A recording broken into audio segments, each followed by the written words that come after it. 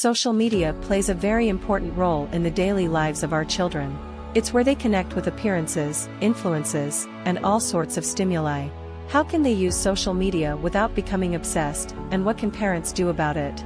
It is true that social media is a double-edged sword, and I've been on both sides because I used to be a consumer of social media, someone who compared myself to all the idealized relationships I saw on social media, thinking, wow, I'll never have something like that, or what I have doesn't even come close, right? And then I've been on the other side, the side of someone who shares their life on social media and receives admiration from others. There was a time when I posted more about my personal life, especially my relationship, because I try to expose only what the person who gives me permission to expose. So, I didn't share my friends and others, but I shared my romantic relationship. And I received responses from very young girls, and not so young ones, saying, I want a boyfriend like yours, I'll never have a relationship like that, your relationship is perfect, you guys are perfect. And while I read those messages, there were days when I had just had an argument with my partner and I felt awful. And as I read them, I thought, my goodness, what a big deception. What a big deception, but I also don't have to expose those arguments to everyone because, on the one hand, you learn that there are people who are happy about it, and on the other, it's my personal life, and I don't want to expose that part of my life, right? But it's true that I've experienced both sides. And by experiencing both sides, I've realized that what's on social media is not even 20% of what you see. We expose the beautiful side.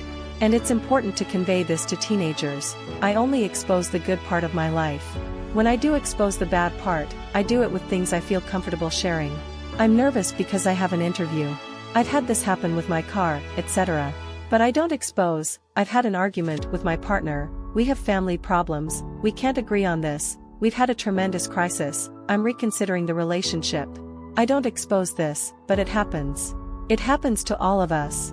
So, it's important for me to convey to teenagers that I've been on both sides. And from this side, I admired a lot what I saw on social media, and from this side, I'm telling you it wasn't true, and I was mistaken. No life is as perfect as it seems, and we should feel free to unfollow those accounts that make us feel uncomfortable. There was a time in my life when I started going to the gym and wanted to have a body more in line with beauty standards. I became obsessed with certain models who had bodies I would never achieve, mainly because they're a head taller than me, and I can't change my height. But I suffered when I saw those photos, those bodies, and one day I said, but what the heck? Unfollow, man. She can post whatever photos she wants, and truly, you're beautiful and wonderful, but I can't be seeing you every day because it's not good for me, because at this point in my life, I don't feel good about my body, and if I don't feel good about my body, I can't watch how you're exposing what I can't have and what I desire so much.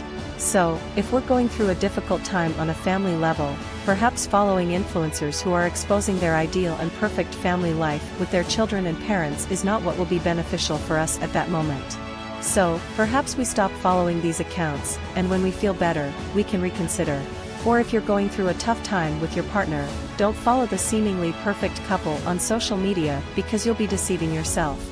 You'll be deceiving yourself, they're not doing it to harm you, and it's important to keep that in mind because later you open the posts of influencers and see comments like, you'll probably break up soon, it's all a lie, there's no need for this either. We also need to manage unpleasant emotions a bit so they don't consume us, as we mentioned earlier. But let's give ourselves the freedom to unfollow someone who makes us uncomfortable. And beyond unfollowing someone who makes us uncomfortable, which is entirely valid, we also need to introspect and ask ourselves, okay, why does this person make me uncomfortable? What does this person have or project that is hurting me? Because this is the digital world, fantastic, wonderful, but then I have my life, and in my life, those insecurities that this person is arousing in me, accentuating, reminding me of, will continue to affect me. Because what I see on social media, I also see in real life. In real life, there are beautiful couples among my friends who I might also feel insecure around, right? So, we also need to work on that aspect of saying, okay, you or whoever, have helped me realize an insecurity that I'm not going to throw at you. I'm not going to attack you on social media because of it. I'm going to unfollow you for my well-being. But apart from that, for my well-being, I'm also going to explore and address these insecurities you're causing in me, or these insecurities about my body, these insecurities about my relationship. I believe it's also good to sometimes question our own lives. Instead of saying, look, I feel envious, so I'm going to criticize this influencer for this, or I see this couple as too perfect, it bothers me because my relationship is a man who doesn't get off the couch all day and doesn't give me a rose on Valentine's Day, so I'm going to criticize this relationship. No.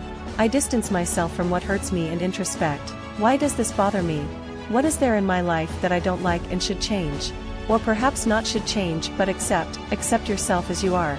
Because I haven't changed since I used to admire those influencers whose bodies I liked so much. I'm the same person, but I've learned to value myself as I am, to love myself as I am, and to understand that she has a beautiful body, and I have another beautiful body because both bodies allow us to lead a healthy life, exercise, play, laugh, make love, be with friends, all of this. So, it's yes, I unfollow you, but I also work on myself to see where that lack is that makes you uncomfortable for me.